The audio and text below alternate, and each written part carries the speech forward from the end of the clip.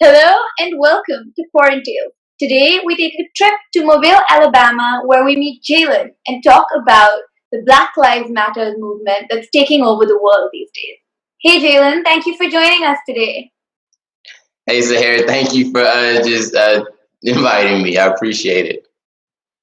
Jaylen, we're seeing a movement that's taking over the face of the earth pretty much. It started in America, it's spread across countries around the world, and this is all happening as the pandemic is rising as well. So evidently, there's an urgency people are feeling about the Black Lives Matter movement, and I was wondering if you could speak a little more to that.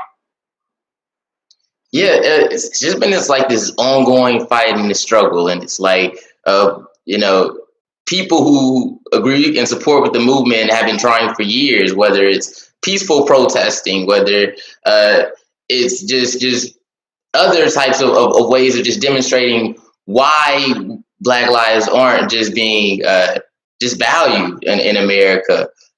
And so I think so 4 years ago when we had, Alton Sterling and Philando Castile, being shown on camera, being brutally murdered by law enforcement. And then we go into this year and we look at all the various instances of where it was like Black lives we're not valued, we're not looked at as a whole of a person, and just also aspects of what that type of perpetuates with the aspect of, as you seeing the false calls about Black people and things of that sort. And so it's kind of like everything is kind of just building up and building up and building up, and it's like, well, what can we do? And so it's like we have to say that this has to end, and so the same type of helplessness that Black people have felt, for years and years and years on end, of like, well, this happened, so let's try to like make a difference and make a movement this way. Well, that didn't work. Well, and things just keep on happening. So it's like it's kind of like everyone's kind of just fed up at this point, and it's like there has to be a change, and it has to be now. We can't continue with just saying that, oh, all right, well, let's try to focus on it this way, focus on it. No, we have to make a difference, and it has to be known. So, we've heard a lot of people come out and say this is not the right way to protest, violence is not the right thing, and a lot of different things coming out like that. What do you have to say about Uh, so as it relates to that, there's been a lot of ways that people try to frame things to fit their personal narrative. Uh, from my knowledge and from my understanding, with the Black people who, and the people who identify themselves as allies are working and supporting this movement, it's all about bringing awareness to these issues and pushing for a sizable difference. There are a lot of people who try to say, well, it's about this, or people are doing this, or this is wrong, this is wrong. But at the head of everything, and at the people who are focused on and creating the change that is going on, that people try to other people, they'll bring up the aspect of, like, let's say people are looting as opposed to the Black lives who aren't valued and are brutally murdered. And so it's like, what thing were you want to focus on, and what people are you looking at as it relates to it? There's so many great and positive things that people are doing and working through the protests and through the different movements that are stemming and creating in the current state. And so does that answer your question to an extent? that? Yes, completely. Thank you. So now with the movement as it is in its current form, we've seen demands to defund the police and a lot of things along those lines. Could you simplify those demands for someone who may not be familiar with the US police system? So if you look at most cities' budgets across America, there's an overwhelming majority of their funds that go to law enforcement. And so these funds that could support healthcare, support education, support community development, support so many initiatives that can be invested workforce development, so many initiatives that could be invested in supporting the community at hand, but instead they're spent on policing the community. And so it's this aspect of divesting in this aspect of controlling people and investing individuals in the community through community-based organizations and other methods, and supporting uplifting themselves as opposed to increasing the policing of individuals. And are there ways in which this movement is also asking for racism to systematically be sort of moved out of how America currently works and how its systems are structured? Yeah, and that's the overarching goal. In all honesty, because it's so much deeper than the aspect of policing and police brutality. It's this overarching belief of, again, the idea that Black lives don't matter in America. That Black lives shouldn't be able to be in certain positions. That Black lives shouldn't be able to stay in certain areas. That Black lives shouldn't have these types of voices. And so it's really about finding ways to take a marginalized entire demographic in this country and just prevent our voices for the all the suppression and oppression that's been done by Black people from America. Right. And so, as you're saying, it's about the oppression that Black people have faced in America. I think a lot of people, who may not be familiar with the system, may also think that the cases where we see, these brutal murders of people is some police officers who are bad people versus an entire system that is bad. And I was wondering if you could explain that difference. And it's so funny. It's like it was almost like how I've seen many people say the irony within that. When people see me as a Black person, and no matter where I am or what's going on, they're not gonna look at me and say that I'm someone who is attending Harvard School of Government at the moment. They want to see me in a much lower place. They look at me and believe that I'm in not lower place. I said that completely wrong. They want to believe that I'm not reaching my full potential. They want to believe that I'm less than what I could truly be, and I'm not maximizing the purpose and potential within myself. They probably believe that the potential for myself is really low just based off my appearance, the color of my skin at that. And so it's just this idea of, there's let's say a couple Black people in America who, may not be good. And they try to, judge all Black people based on that. It's the same aspect of saying that, well, there's only a couple bad cops, and we judge the entire system based on that. And which you can't do that. You can't have it one way or the other. And just within that, it's like Black people have the right to feel that because Black communities are the ones that are heavily policed. Black police brutality happens mainly to, not mainly, when I say mainly, I'm talking about in a higher percentage or rate wise to Black people. When it comes to aspects of, mass incarceration and, the amount of, if we just compare Black people who get non-violent crimes and white people who get violent crimes and how their sentences are close to the same.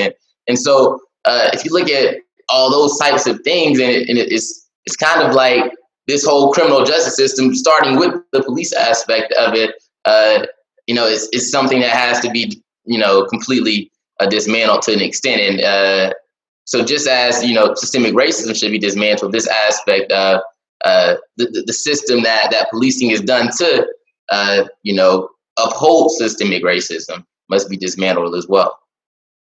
Thank you. So a lot of people are also sort of taking the Black Lives Matter movement and changing it to All Lives Matters. And I wonder, how you think of that and why this particular moment just needs to be the Black Lives Matter movement. And so is that like the dumbest argument I've heard this week, because it's kind of like this aspect of,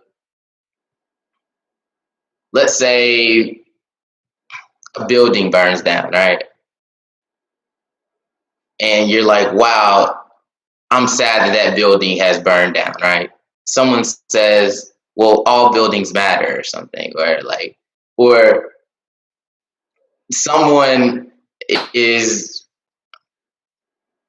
trying to find like other just comparisons to it, but it's just like this aspect of when something is oppressed and kind of marginalized, kind of put to the side, and you're trying to say, well, it's about everyone, but it can't be about everyone until you focus on these people who aren't supported. And when I say supported, just given just the basic rights and liberties of an equal America. And so when we have these types of systems to where Black people don't really truly have the opportunity that people would hope that we would have, then we have to bring to the light that our lives do have value, our lives do matter, our lives are just as important as the next person. And until we get to that point, then maybe we can say all lives matter. But right now we're at this point to where black people's lives are not valued in the way that they should. So you mean right now we're just sort of undoing past injustices, and then once that's done, then you can focus on all lives matter. Is that correct? If people are equal in America, but if there is not equality and equity across the board for people of all races, then you can't say this all lives matter, because all lives have to matter for all lives to matter. So that has to include the Black ones. Yeah. And so what was your experience growing up in the US? Did you have to face these sort of very brutal forms of racism as well?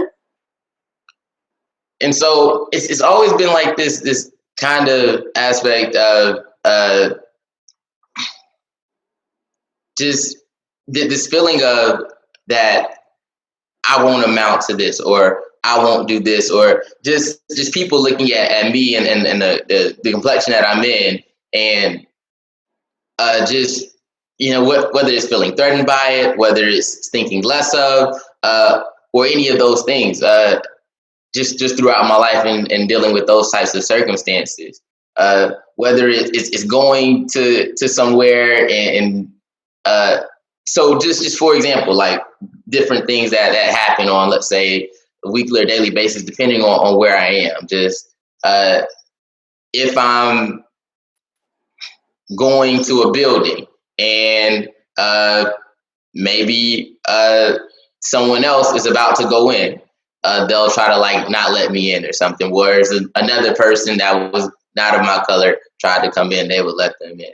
Or, for example, like one example that I believe I gave before, it's like when I was working at a grocery store and I was saying that, I'm going to, Southern Miss, the college I went for undergrad, and people, thought that either one, the only way I could be there if I was an athlete, or that, I'd probably drop out within the first year.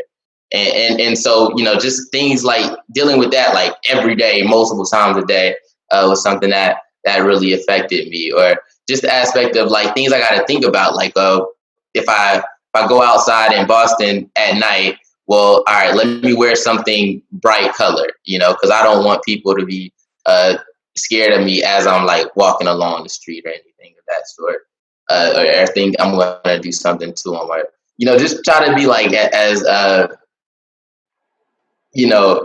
as not of a it's like because of like the situations I face, I always feel like people are looking at me in this type of way, and just trying to not to be looked at that certain way, which as we've seen can be a matter of life or death.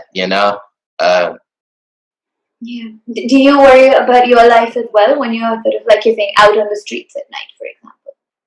And so it's like I always, and it's crazy. That's something I always have to like put through my mind. How can I, be of most way not to put myself in this type of predicament? Like, you know, if I am doing something of that sort, I try to, I don't know, whether it's change my voice or and say, hey, and speak and say, I'm a good person or something of that sort. Or it's just like, it's not a thing that I, would want to just be normal with because I don't feel like I can as a way of just trying to ensure that I'm safe while I'm just around others who may feel that I'm a threat towards them.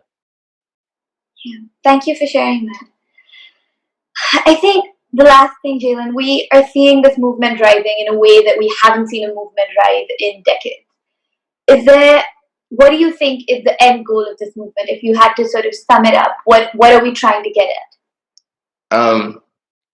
So one thing that I want to I probably should have did this at the beginning of the interview is just kind of like look at the history of Black people here in America and why this is so important and why these types of things exist and why they continue. So it's like you have this, 1619, slaves come into America, and slaves come into America. We have slavery all the way up to they say it ends in 1865, but we have Juneteenth coming up, which where when even though slaves were technically free, they didn't even know they were free in certain areas. So you have it to around late 1800s when slaves were set free. So then you have this Reconstruction period, and during Reconstruction period, it was like, well, let's support Black people in some type of way. But then they were like, no, South, you just do what you do. And so that's when, the KKK arose, and, Black people were just completely threatened with everything. So it's like we couldn't do anything. And so a lot of Black people had to either try to stay in a plantation or, some Black people tried to even travel up north. But the people in the north were like, whoa, no, you can't come here. So they cramped them in these in tight, small areas in certain cities and said, well, we're not going to give you any jobs. We're not going to give you any type of opportunity. Y'all just stay here since y'all wanted to leave the South so bad. And so that's how they kind of ended up the whole inner city aspect of it. And so it's like, and then down in the South, they're just lynching people. They're, as you saw, like the aspect like Black Wall Street, any type of like wealth source or anything that Black people get, they burn it down. And so it's like we can't. And we can't even buy property. So it's like different things of it's even in the 1950s, and it's just saying that white people, you can own this, you can buy this, like pieces of land that are worth millions and millions today. They're saying, well, as long as you're not Black, you can buy this type of thing. And so it's like we couldn't get business loans or anything of that sort either. So it's like we couldn't create wealth for ourselves. We couldn't live where we wanted to live. We didn't have the proper access to healthcare, didn't have proper access to education, because as you saw, they didn't start integrating schools till like around the 1970s. When it comes to like housing discrimination, that still exists today, as you see with redlining and things of that sort.